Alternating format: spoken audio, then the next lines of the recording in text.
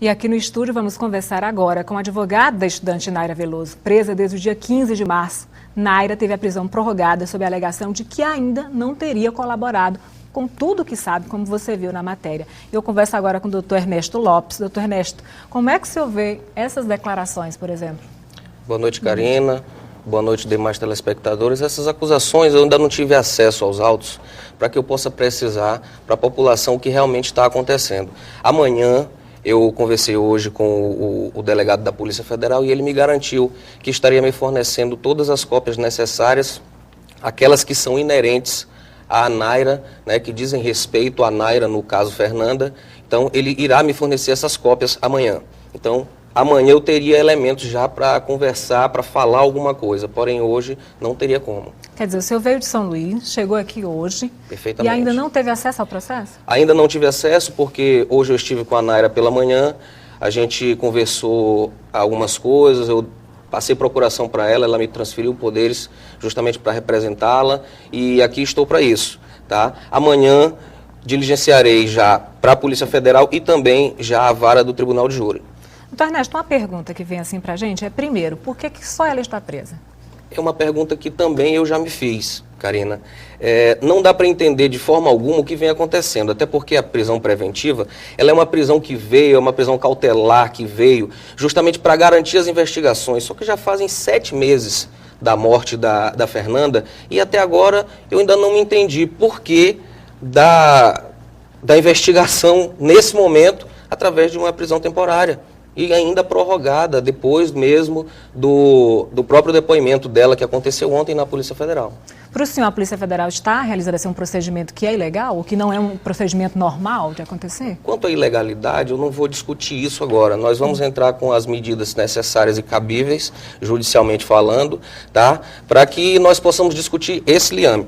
Porém, eu não vejo elementos para que a Naira permaneça privada de liberdade. O senhor conversou com ela hoje? Conversei com ela durante pelo menos 40 minutos. E essa conversa, como é que foi? Foi uma conversa tranquila, porém eu não posso falar muitas coisas em relação a pessoas e em relação ao caso, até para garantir o sigilo da investigação, que também me foi recomendado pelo delegado da Polícia Federal. Doutor Ernesto, assim, o senhor veio de São Luís. E sendo o caso acontecido aqui, é natural que as pessoas se perguntem, chegou para a Naira, para ser o advogado dela, através de quem? Porque o que a gente sabe é que ela não tem condições financeiras para isso. Perfeitamente. A Naira, eu tive conhecimento com ela hoje. Apenas hoje eu conheci a Naira. Então, eu vim aqui a Teresina para defender a Naira através do Dr. Ronaldo Ribeiro, que é proprietário do escritório do qual eu faço parte, sou responsável pela parte criminal do escritório, e ele me pediu para que viesse fazer esse favor, até porque ele não tem especialidade no crime, tá? Na parte criminal do direito. Então seria um amigo dela? Sim, o doutor Ronaldo é amigo da família dela, e veio aqui, me pediu justamente para ajudar a família. O senhor teve acesso à família, por exemplo? Nós sabemos que a mãe dela está hoje aqui em Teresina. Não, eu ainda não conversei com ninguém, somente com a Naira, Karina, somente com a Naira. Só tive acesso à Naira hoje pela manhã ainda. E quais são os procedimentos que o senhor vai tomar agora?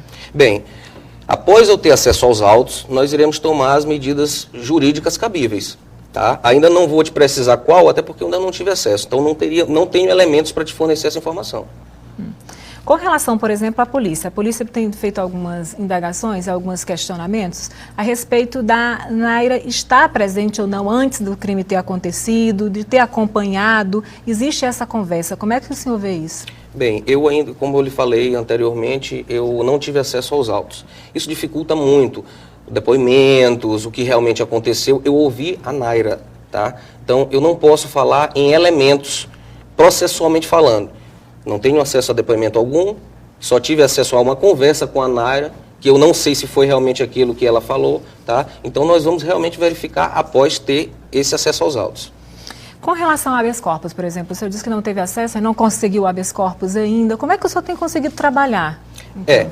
Como eu cheguei hoje, né, a gente tem uma certa dificuldade quando a gente não é conhecido, tá? Porém, hoje eu já estive pela manhã na sede da OAB para conversar com o presidente da OAB, o Dr. Cígio Freud, buscar ajuda, buscar amparo, até porque a OAB é a nossa casa e é a instituição na qual a gente tem que ir buscar amparo a ela.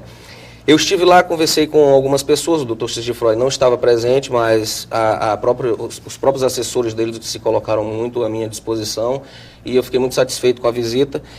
Porém, em relação a medidas, eu ainda não tenho como te precisar qual a medida que será tomada. Doutor Ernesto, você tem noção assim, da repercussão do caso aqui em Teresina, por exemplo? Porque previamente eu conversei com o senhor e o senhor disse que não entendia por que o caso foi passado da Polícia Civil para a Polícia Federal. Então, o senhor tem noção da repercussão do caso aqui? Ainda não tive a repercussão geral, porque eu cheguei hoje, eu fiquei sabendo através de um blog, mas são matérias esparsas que nós não damos tanta importância, né? Até porque o nosso mundo hoje está tão violento que isso seria apenas mais um caso. Porém, em relação a isso, eu prefiro nem me manifestar. Quer dizer, você vai continuar aqui em Teresina, novamente contato com ela, do contato previamente que o senhor tem, qual a ideia que o senhor tem?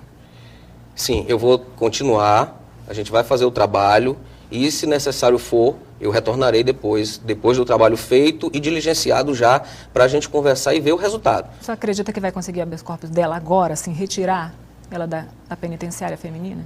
Eu costumo nunca garantir nada, tá? Mas a partir do momento que eu trabalho em um caso, é porque eu estou acreditando nele.